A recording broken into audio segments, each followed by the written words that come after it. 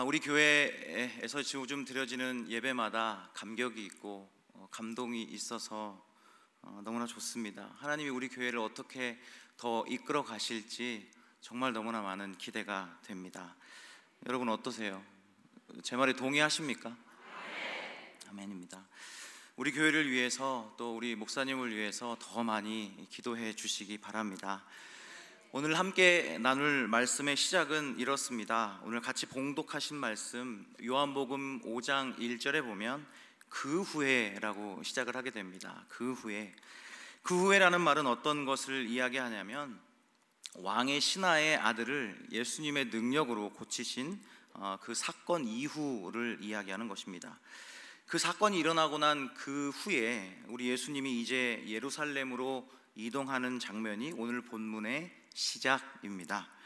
예수님이 그 사건 이후에 예루살렘으로 이동하시는 이유는 다름이 아니라 유대인의 명절을 지키기 위한 것이었습니다. 예수님이 이 땅에 오실 때 사마리아인으로 오시지 않고 유대인으로 오셨기 때문에 예수님도 동일하게 유대인의 명절을 따라 지키셨습니다. 유월절, 오순절, 장막절, 이 세 번의 절기 때는 이스라엘의 모든 남자들이 하던 일을 잠시 중단하고 예루살렘 성전으로 올라가서 하나님 앞에 예배를 드리게 되는 것입니다. 그래서 우리 주님도 동일하게 그것을 따라 지키신 겁니다. 요즘 성지순례들을 많이 다녀오신 분들은 혹시 본 적이 있으실 텐데요. 예루살렘 성전하면 우리 교회처럼 이렇게 건물만 이렇게 있는 것이 아니랍니다. 그 성전을 둘러싸고 있는 이 성벽이 있습니다. 이 가까운 곳에 우리도 성벽이 있는 곳이 있잖아요. 남한산성. 여러분 남한산성 가보셨죠?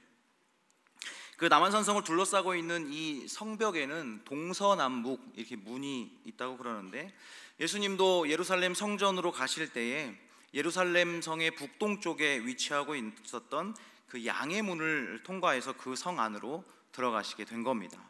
그런데 이 양문은 언제 건설되었는지 역사적으로 좀 살펴보니까요, 이스라엘 백성들이 바벨론의 포로로 잡혀갔다가 3차에 걸쳐서 다시 귀환을 하게 됩니다. 그리고 나서 성벽을 건축하게 되는데 대제사장 엘리야십이 성벽을 건축하는 그때에 양문이라는 문을 만들어 놓게 된 것입니다. 이 내용이 느헤미야 3장 1절에 나옵니다. 같이 한번 스크린을 보고 읽어보실까요? 시작.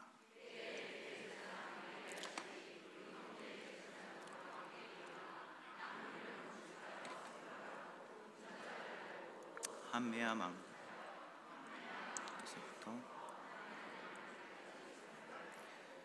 이 문을 건축하고 나서 시간이 꽤 흘렀습니다. 예수님이 오신 그런 신약의 시대가 되었고요. 이 양문 곁에는 베데스다라는 연못 하나가 놓여지게 됩니다.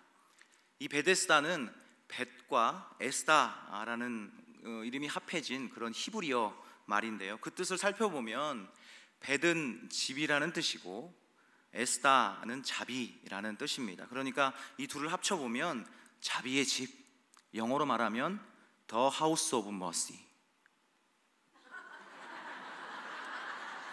자비의 집, 은혜의 집이라는 뜻을 가지고 있지요. 그래서 이 베데스다 연못 주위에 시장이 또 하나 형성이 됩니다.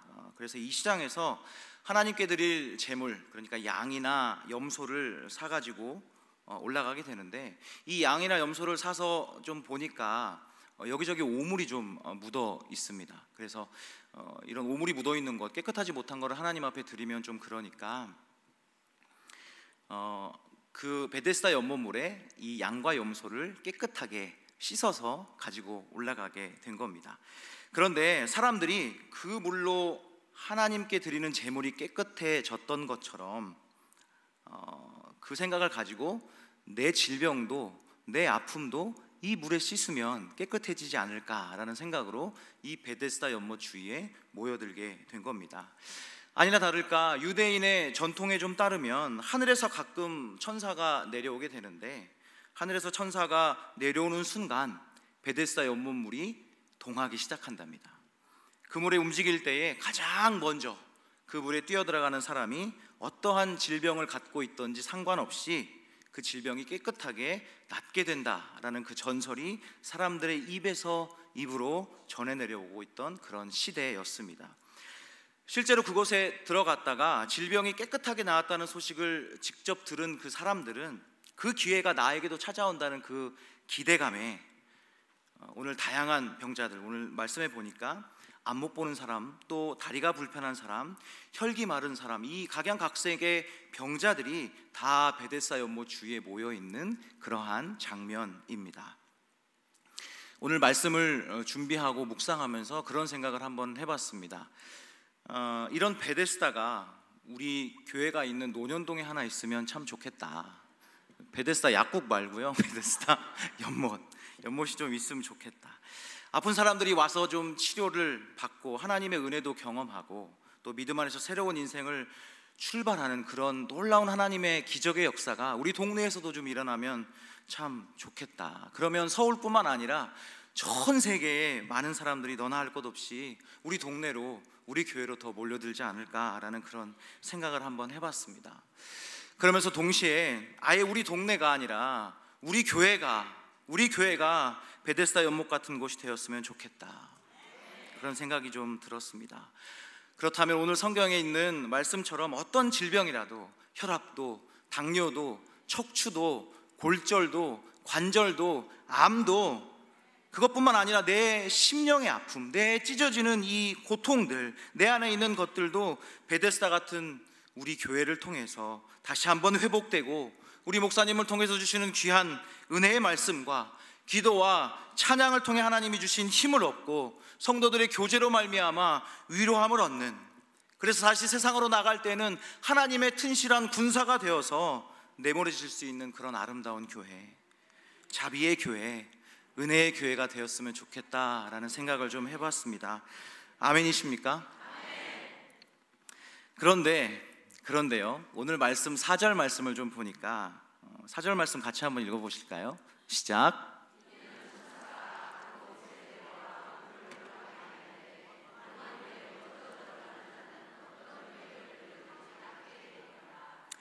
먼저 들어가는 자는 어떤 병에 걸렸든지 낫게 되밀어라. 이 구절을 보면서요, 우리의 현실도 가만히 들여다보게 되었는데, 모든 사람들이 이 자비와 은혜를 다 누렸으면 좋겠는데 모두가 다 그렇게 자비의 은혜를 누리는 것은 아닌 것 같습니다. 이 하나님이 만들어 놓으신 이 베데스다 연못이 정말로 자비의 집이고 은혜의 집이라면 이 안에 들어오는 모든 사람들은 다 은혜를 누려야 진짜 은혜의 집이고 자비의 집이 아니겠습니까? 그런데 누구에게만, 특정한 한 사람에게만 해당되는 이 은혜의 집, 자비의 집이라면 어떻게 그것이 내게도 자비의 집이고 은혜의 집일 수가 있을까요? 오늘 4절 말씀해 보니까 베데스다 연못에는 아무나 들어가는 게 아니다라는 겁니다. 내가 들어가고 싶을 때 아무 때나 들어가는 것이 아니라 하늘에서 정말 천사가 가끔 내려와서 물이 움직이기 시작할 때에 그 누구보다도 가장 먼저 그 연못 안으로 들어가는 그 한 사람만을 위한 것이라는 것입니다. 여러분, 그렇다면 정말 그곳이 자비의 집, 은혜의 집이 맞는 것일까요? 그런 의미로 본다면 오늘 말씀의 주인공인 38년 된 이 병자는 이 베데스다 연못이 아마 자비의 집이 아닐 겁니다. 회복의 집이 아닐 거예요. 오히려 이 병자에게는 한숨만 있는 곳, 아니면 원망만 있는 곳, 그런 곳이 될 수도 있다라는 것입니다. 내가 돈이라도 좀 많으면 건강한 사람을 좀 사서 물이 동할 때 사람들이 움직이려고 하는 것을 좀 막고 내가라도 들어갈 수 있으면 좋겠지만, 이 38년 된 병자는 돈도 없는 사람이고요, 돈이라도 없으면 권력이라도 있고 권세라도 있어야지 자비의 연못, 은혜의 연못이 움직일 때 그 순간에 누가 개 섞어라, 오늘은 왕자님이 들어가신다 라고 할 수 있는 그런 권세도 권력도 없는 38년 된 병자입니다. 그래서 자비의 연못, 은혜의 연못이라고 사람들이 말은 하지만 그 연못은 돈이 있고 권력이 있고 인맥이 있는 사람들에게만 해당되어지는, 철저하게 계급 구조가 형성되어져 있는 곳이 바로 오늘 38년 된 병자의 베데스다 연못이라는 사실입니다. 가장 치열한 경쟁이 있는 세상의 축소판 같은 곳이라고 여겨졌고요, 냉정함도 흐르는 곳이고, 그 모든 사람이 아니라 딱 한 사람만 행복해질 수 있었던 그 현장. 이 현장에 38년 동안 베데스다 연못가에 쭉 앉아 있었는지, 이 병자가 그렇게 쭉 앉아 있었는지 우리는 알 수가 없습니다. 성경은 기록하고 있지 않습니다.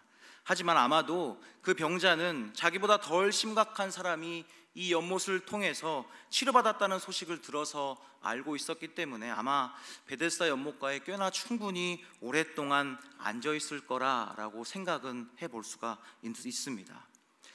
여러분, 동명상련이라는 말을 잘 알고 계시죠? 같은 마음으로 거기에 모인 사람들은 모두 다 병 낫기를 서로서로 바라고 기다립니다. 그러다 보니까 내 옆에 있는 사람, 그 환자의 아픔도 얼마나 큰지 서로가 느낄 수 있다라는 것이죠. 얼마나 힘들고 얼마나 아프고 얼마나 눈물겨운 시간이었는지 말하지 않아도 알 수 있고, 눈빛만 보아도 알 수 있는 그 상황. 여러분, 옛날에 이런 선전이 있었습니다. 말하지 않아도 알아요, 눈빛만 보아도 알아. 아시죠? 그저 바라보면 그러면서 초콜릿 묻은 파이 이렇게, 그리고 또 한 번으로 정이 딱.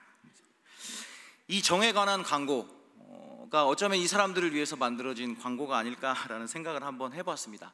이 따스한 사랑으로 품어주었던 가족으로부터의 버림받은 사람들, 혈류병으로 인한 결혼 대상자에게 버림받은 사람, 태어날 때부터 눈을 뜨지 못해서 부모로부터 너무나 힘들어서 버림받아진 그 아이들, 가족을 위한 사업에 실패하고 나머지 돈으로 투자를 했는데 그것마저도 실패해서 마음에 상처만 남고, 그 빌린 돈을 갚지 못해서 실컷 두들겨 맞고 몸도 맘도 상해서 모여든 사람 등등등, 이런저런 이유로 사람 대접 받지 못하고 모여든 사람들. 그러다 보니까 이 연못에 모인 사람들은 서로가 서로의 마음들을 너무나도 잘 알고 있었던 겁니다. 가족들이 나를 버려도, 친구들이 나를 버려도, 나를 사랑한다고 고백했던 사람들은 나를 버려도, 내 옆에 나와 함께 아픔을 가지고 있는 사람들은 나를 버리지 않는다는 그 믿음. 이 38년 된 병자의 옆에 있던 사람이 이 38년 된 병자에게 말을 걸기 시작합니다. 이봐, 자네 사정을 듣고 보니까 참 많이 고생했네. 아까 보니까 다리가 많이 불편한 것 같던데, 네, 물이 동하는 걸 몇 번이나 봤는데 내 다리가 이렇게 불편하니까 들어갈 수가 없습니다. 너무 답답해요. 너무 힘듭니다. 저 자비의 연못, 회복의 연못은 나랑 상관이 없는 것 같아요. 걱정하지 마, 내가 도와줄게. 물이 동하는 순간 내가 당신 등에 먼저 업고 가서 낫게 해줄 테니까 걱정하지 말고 마음 놓고 푹 쉬어. 정말 고맙습니다. 제가 이 은혜 정말 잊지 않겠습니다. 내 다리가 완벽하게 낫게 되면 제가 당신도 누구보다도 그 연못에 먼저 들어갈 수 있도록 제가 당신을 돕겠습니다. 그래, 우리 몸 꼭 깨끗하게 낫게 되면 우리 한 동네에서 서로 사이좋게 살아보자고. 그렇게 우기투합하면서 그렇게 서로의 시간을 보내고 있던 어느 날이었습니다. 땅거미가 짙게 물들어갈 때쯤 평온하던 베데스다 연못에 정막을 깨는 한 사람의 외침이 들립니다. 여러분, 물이 움직입니다. 하늘에서 천사가 내려옵니다. 이 한 사람의 외침 때문에 이때까지 조용하고 정막 가까이에 있었던 이 베데스다 연못 근처가 아주 아수라장이 됩니다. 이제는 친구도 없고 동생도 없고, 어제까지만 해도 친구야, 동생이야, 형제님, 자매님 했던 사람들이 갑자기 적으로 바뀌기 시작합니다. 자신만 굳게 믿으라던 그 친구, 새끼손가락 꼭꼭 걸면서 도장에 복사까지 찐하게 하던 그 친구, 내가 너 업고 갈게, 내가 너 도와줄게 하던 그 친구가 움직이지 못하는 이 38년 된 병자를 밟고 지나가더라는 겁니다.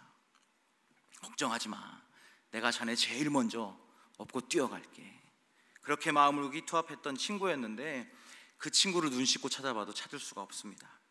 가족은 나를 버려도, 친구는 나를 버려도 나를 사랑한다는 사람은 나를 버려도 나랑 새끼손가락 걸고 도장까지 찍고 복사까지 진하게 했던 그 친구만큼은 날 버리지 않겠지라고 생각했지만, 그 베데스다 연못 주변에는 친구 같은 사람은 많아 보여도 정말 친구는 없었습니다. 38년 된 병자의 마음이 다시 무너져 내리기 시작합니다. 다시 그 자리를 지키고 있어야 되는 순간, 어디서 낯익은 사람의 목소리가 들려오기 시작합니다. 여러분, 다 나았습니다. 내 몸이 다 나았습니다. 깨끗해졌습니다. 그런데 그 목소리를 가만히 들어보니까 어디서 낯익은 듯한 그런 목소리예요. 내가 자네 업고 갈게, 약속해 했던 그 사람의 목소리였습니다. 38년 된 병자의 마음이 정말 다시 한번 찢어집니다. 너무나 아파옵니다. 뭐라고 할 수 없는 그 배신감에 눈물을 닦아내는 그 순간, 나도 모르게 그 사람과의 눈이 마주쳤습니다. 그 친구는 왠지 모르게 나에게 무언의 압력을 하는 것 같았어요. 너 나 아는 체 하지 마. 쳐다보지 마. 이 느낌을 받은 38년 된 병자는 참 어떻게 받아들여야 하는지 마음이 무척 혼란스러워집니다. 내가 따지고 매달릴까봐 그 사람은 손살같이 그 자리를 피해서 사라졌습니다. 그 사라지는 친구의 모습을 보니 그 마음이 얼마나 화가 나고 또 한편으로는 얼마나 부럽기만 한 건지요. 사랑하는 성도 여러분, 사실 이 베데스다 연못 이 현장은 다른 곳이 아니라 우리가 두 발을 디디고 살아가는 이 삶의 터전 같기도 합니다. 그렇게 믿고 도와주기로 약속한 김 사장님, 박 사장님한테 내 간이고 쓸개고 다 빼줬는데 사기치고 도망가는 바람에 빈털터리가 되어버렸고, 평소에 힘들 때 얘기해, 내가 다 도와줄게 하고 정말 믿었던 사람한테는 그 사람이 얄밉게도 말 한마디 해주지 않고 자기가 기회가 있을 때 자기 혼자 차지해버리는 그런 상황들. 그리고 나서 야, 나 대박 났어 자랑하고, 그렇게 좋은 기회 있으면 나한테도 좀 알려주지 그랬어. 그랬더니 뭐 나 너 다 알고 있는 줄 알았어. 그런 사람들 틈에 우리가 지금 살아가고 있다라는 것입니다. 아픈 사람이 아픈 사람들 마음 잘 이해해 줄 것 같고, 같은 동양 사람이면 더 잘 봐줄 것 같지만, 우리가 사는 모든 땅이 이 베데스다 연못과 같다면 여러분, 우리가 사는 세상은 정말로 불공평한 세상이 아니겠습니까? 하루아침에 어제의 친구가 오늘의 적이 되는 이 시대, 우리 어려울 때를 생각해서 성공하면 정말 잘 챙겨주자 새끼손가락 걸고 약속했던 그 사람, 성공하고 나니까 내 명예에 해가 될까봐 아예 아는 체도 안 하는 그런 관계, 이렇게 우리는 이 땅에 이런 냉혹한 현실 속에 살아가고 있다는 사실입니다. 생각하면 생각할수록 너무나 힘들고, 생각하면 생각할수록 정내미가 뚝뚝 떨어지는 이 현재의 삶의 한복판에 예상치 않게 우리 예수님의 발걸음 소리가 들리기 시작합니다. 오늘 본문 6절 말씀을 함께 읽어볼까요? 요한복음 5장 6절 말씀입니다. 시작.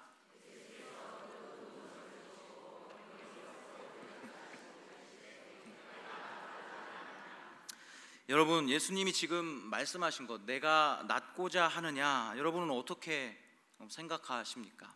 예수님은 지금 유대인의 명절을 지키기 위해서 예루살렘 성전으로 올라가고 계시는 중입니다.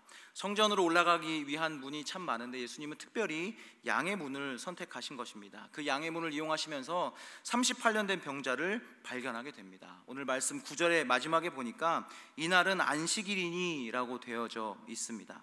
유대인이 이 세 번의 명절 때 모두가 다 이 성전으로 올라오니까 그 예루살렘 성전 안에는 사람들이 얼마나 많이 있겠습니까?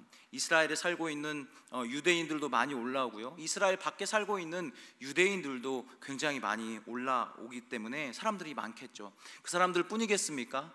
소위 말해서 대목이라는 것을 잡기 위해서 상인들도 많이 오게 되었죠. 그러니까 또 사람이 북적북적해지니까 우리가 원하지 않는 그 손님들, 도둑님들도 굉장히 많이 오게 되어 있겠죠. 그래서 여러 사람들이 섞이다 보니까 얼마나 참 복잡하고 혼란한 곳에, 그런 곳에 우리 예수님이 찾아가신 것입니다.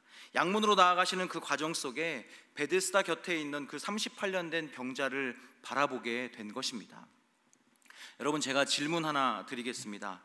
과연 우리 이 예수님이 이 베데스다 연못을 지나가시면서 38년 된 병자를 우연히 발견하신 게 되신 걸까요? 우연히 발견하신 걸까요? 예, 대답해 주셔서 감사합니다. 예수님이요, 그냥 우연히 지나가시다가 아이쿠, 내가 너 치료해야 되는데 깜빡 지나갈 뻔했다. 사람이 많고 정신없어서 완전히 내가 너 놓칠 뻔했어. 그런데 다행이야, 내가 너 발견했으니까 내가 너 치료해 줄게. 너 오늘 대박 땡 잡았어. 이렇게 얘기하신 것 아닙니다.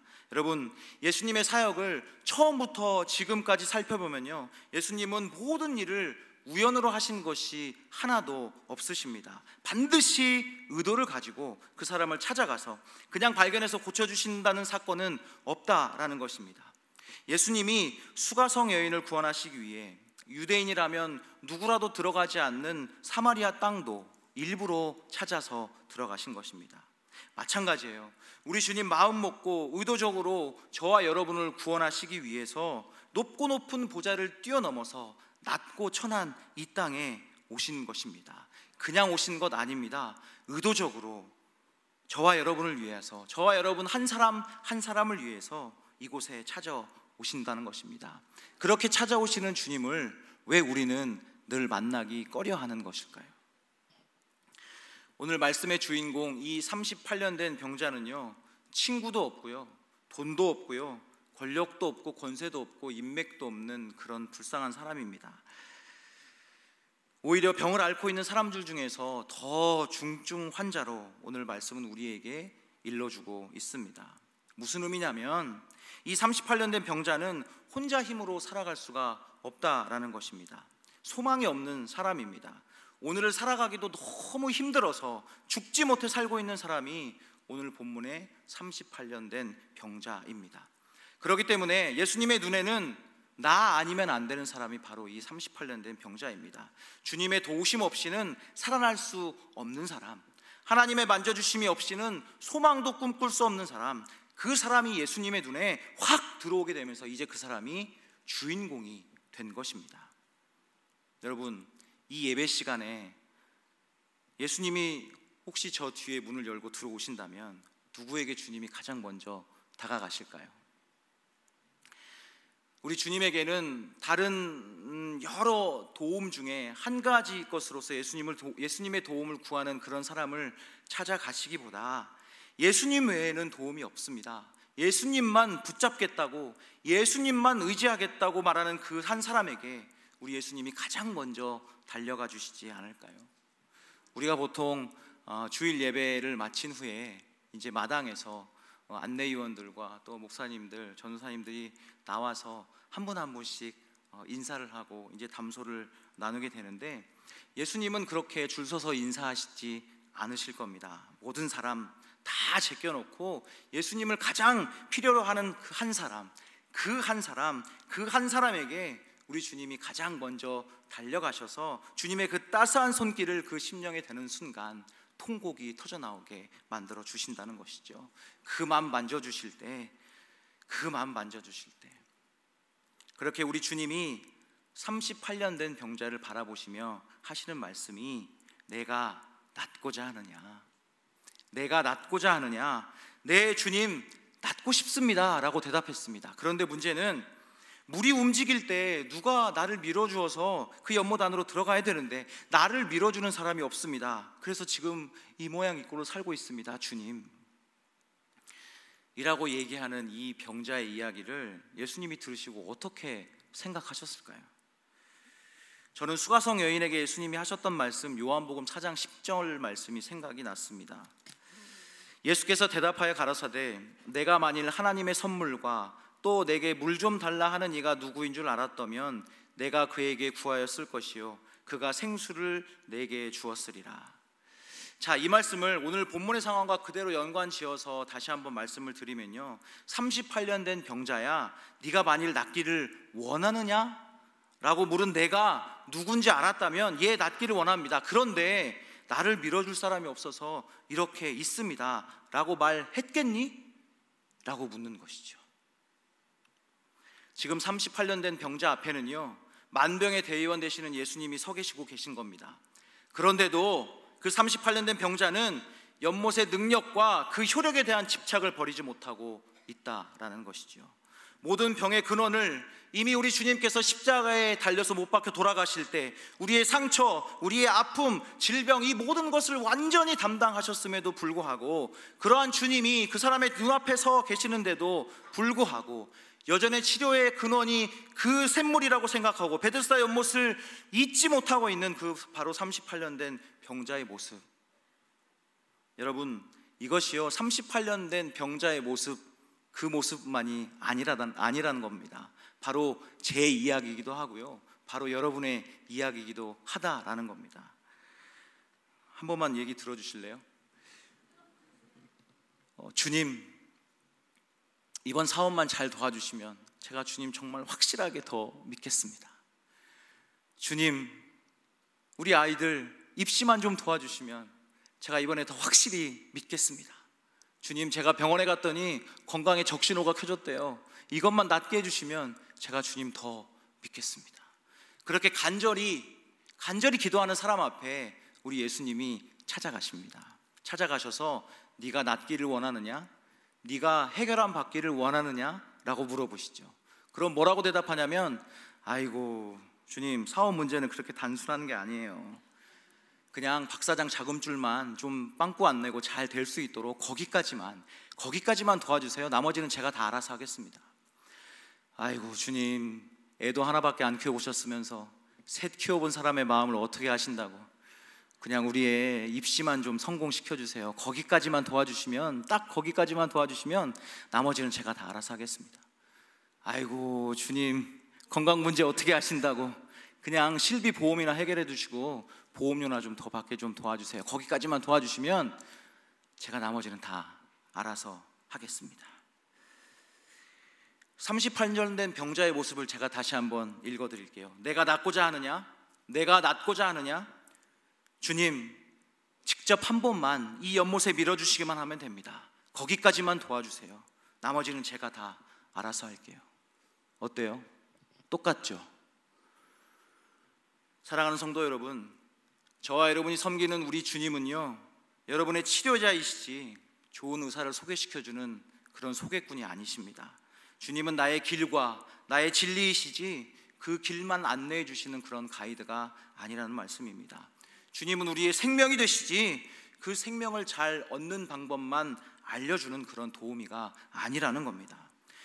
예수님은 우리 앞에 여전히 계시는데도 여전히 예수님을 바라보지 못하고 그 베데스다 연못만을 바라보는 우리의 신앙은 언제쯤 변화될 수 있을까요?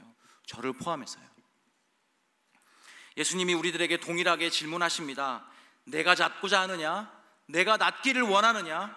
내가 너를 고쳐줄까? 아니면 연못으로 너를 밀어줄까? 라는 그런 질문에 세상 사람들은 이렇게 시원하게 대답할 겁니다. 연못으로 밀어주세요. 연못으로만 밀어주세요. 신앙도 필요 없고 예배도 필요 없고 소원만 이루어지게 그 연못으로만 밀어주세요. 연못이 다 해결해 주니까요. 연못이 다 정답입니다 라고 세상 사람들은 이야기할지 몰라도 하나님의 자녀로 이 땅을 살아가는 우리들은 그렇게 대답을 해서는 안 된다는 겁니다. 내가 고쳐줄까? 아니면 연못으로 밀어줄까? 우리 주님이 고쳐주십시오. 주님만 나의 의원이 되시고 주님만이 나의 대의원이 되십니다. 이런 믿음을 고백을 할 때 세상 사람들이 우리에게 이렇게 비난할지 모릅니다. 야, 예수가 다냐? 그럼 여러분 뭐라고 대답하시겠어요? 예수가 다다. 그 예수가 밥 먹여주냐? 물어보면 뭐라고 대답하시겠어요? 예수가 밥 먹여준다. 예수가 밥 주더라. 예수가 우리의 밥이다 라고 이야기하실 수 있기를 간절히 바랍니다. 요한복음 6장에 예수님은 생명의 떡이라고, 생명의 양식이라고 말씀하셨습니다. 예수님이 우리의 밥 맞습니다. 연못보다 더 위대한 예수님을 알고 있는데 왜 우리는 연못에 대한 집착을 버리지 못하고 있는 걸까요? 모든 사람들이 다 들어간 그 연못, 나는 못 들어갈까 낙담하고 계신다면 아닙니다. 나는 그 연못에 못 들어갔지만 그것보다 더 위대하신 하나님의 아들 예수 그리스도가 나를 위해서 내 앞에 계시는데, 여러분, 연못에 못 들어가도 예수 만났고 연못에 못 들어가도 예수만 나의 주인 되신다면 그것으로 다 만족해야 되는 것 아닐까요? 그래서 예수님이 우리에게 이렇게 선포해 주십니다. 8절 말씀 한번 같이 보겠습니다.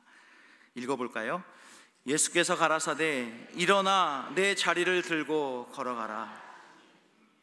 예수께서 가라사대 일어나 내 자리를 들고 걸어가라 하시니, 네 주님 알겠습니다.